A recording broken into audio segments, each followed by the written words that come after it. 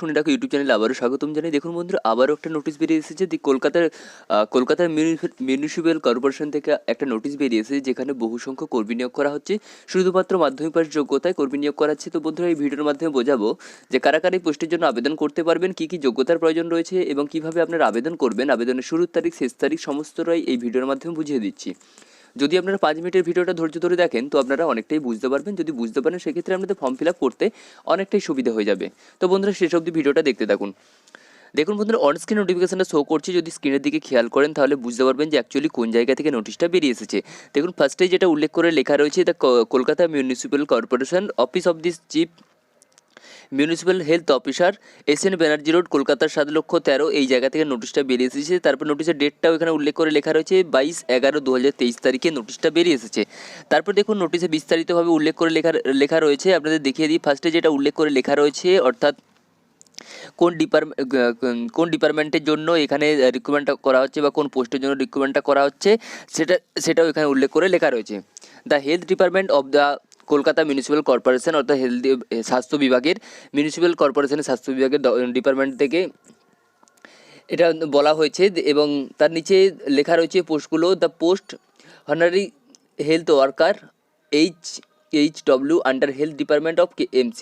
তারপর দেখুন, এখানে পোস্টে ভালো করে একটা দিয়ে লেখা রয়েছে, কলম দিয়ে লেখা রয়েছে, হনারি হেলথ ওয়ার্কার HHW এই পোস্টের জন্য আপনারা আবেদন জানাতে পারবেন এবং এই পোস্টে শূন্যপদ রয়েছে।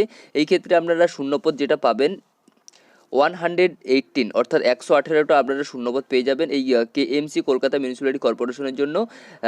HHW অর্থাৎ অনারি হেলথ ওয়ার্কারের জন্য শূন্যপদ রয়েছে 118টা এবং পোস্টটা রয়েছে, পোস্টটা এখানে উল্লেখ করে লেখা রয়েছে, সেটা হচ্ছে HHW। এই ক্ষেত্রে যদি আপনি ফর্ম ফিল আপ করতে চান, এই ক্ষেত্রে আপনার বয়স কত লাগবে? এই ক্ষেত্রে আপনাদের বয়স যেটা লাগবে সেটা হচ্ছে 30 থেকে 40 বছরের মধ্যে আপনার বয়স হতে হবে। অর্থাৎ 1/1/2024 তারিখ অনুযায়ী আপনার বয়স হতে হবে 30 থেকে 40 বছরের মধ্যে। SC ST OBC এরা একটা বয়সের লিমিট অনুযায়ী বয়সের ছাড় পেয়ে যাবেন। এবং OBC A B অনুযায়ীও আপনারা 22 থেকে 40 বছরের মধ্যে আপনারা আবেদন জানাতে পারবেন। এবং SC ST OBC ক্যান্ডিডেট যদি হয়ে থাকেন সেই ক্ষেত্রে আপনারা বয়সের একটা রিল্যাক্সেশন ছাড় পেয়ে যাবেন। তারপরে HHW অর্থাৎ অনারি হেলথ ওয়ার্কার এই পোস্টের জন্য যদি আবেদন করতে চান, এই ক্ষেত্রে আমাদের কোয়ালিফিকেশান কী লাগবে? এই ক্ষেত্রে আপনাদের কোয়ালিফিকেশান যেটা লাগবে, এসেনশিয়াল কোয়ালিফিকেশান, সেটা এখানে উল্লেখ করে লেখা রয়েছে। মিনিমাম এডুকেশনাল কোয়ালিফিকেশান ইজ মাধ্যমিক পাস অর ইকুইভ্যালেন্ট, অর্থাৎ মাধ্যমিক পাস হলেই আপনারা এই পোস্টে আবেদন জানাতে পারবেন। তারপরে যেটা লেখা রয়েছে, candidate having higher qualification are also eligible, however in case of candidates processing higher qualification only marks obedient in Madhyamik পরীক্ষা or equivalent will be considered.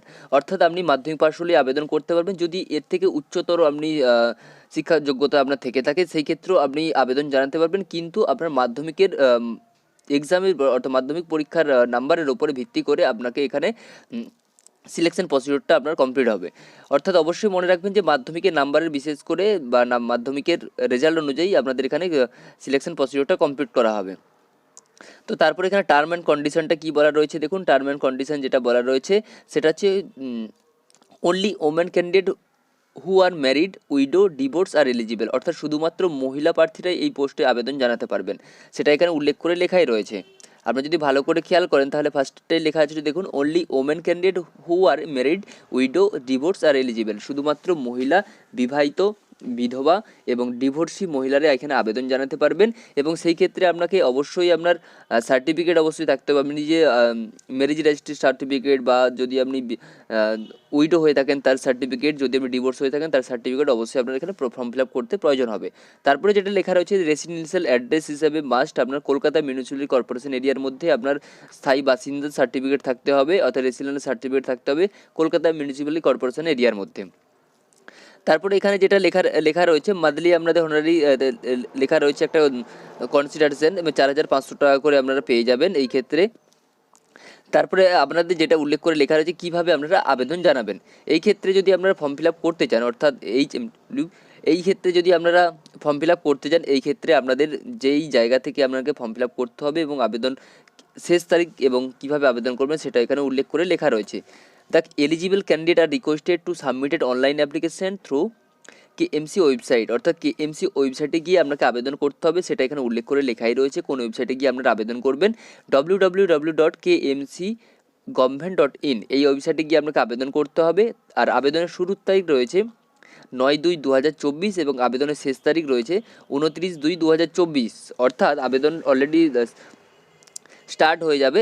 তো 9/2/2024 তারিখ থেকে আপনারা অনলাইন আবেদন করতে পারবেন এবং আবেদনের শেষ তারিখ রয়েছে 29/2/2024, এই আবেদন শেষ তারিখ। তো এর মধ্যে আপনারা অবশ্যই আবেদন করে নেবেন। তাছাড়া আমি ডেসক্রিপশন বক্সে এই নোটিশের পিডিএফ লিঙ্ক দিয়ে দিয়েছি, সেখান থেকে আপনারা পিডিএফটা ডাউনলোড করে ভালো করে চেক আউট করে নেবেন। আর অনলাইন ফর্ম ফিল আপেরও ডিরেক্ট লিঙ্ক দিয়ে দিয়েছি এই www.kmcgovernment.in এই ওয়েবসাইটে ডিরেক্ট দেওয়া আছে, ওখান থেকে গিয়েও আপনি ডিরেক্ট অনলাইন অ্যাপ্লাই করতে পারবেন।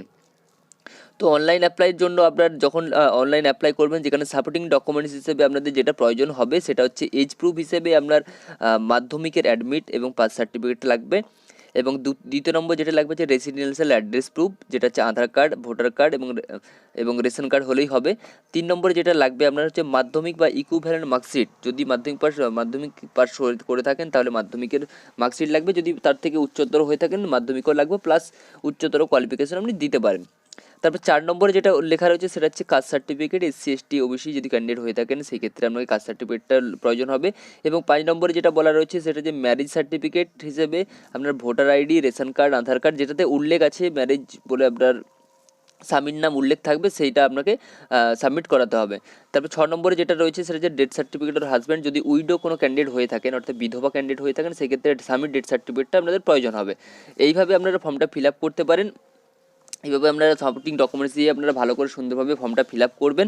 তারপর এখানে আপনাদের আগেই বললাম আবেদনের শেষ তারিখ রয়েছে 29/2/2024। তো আপনাদের প্রায়টা জানিয়ে দিয়েছি যে কত বয়স থেকে আবেদন করতে পারবেন, কী কী প্রয়োজন রয়েছে বয়সের, এবং আবেদনের শেষ তারিখ এবং শুরুর তারিখ সমস্তটাই বলে দিয়েছি।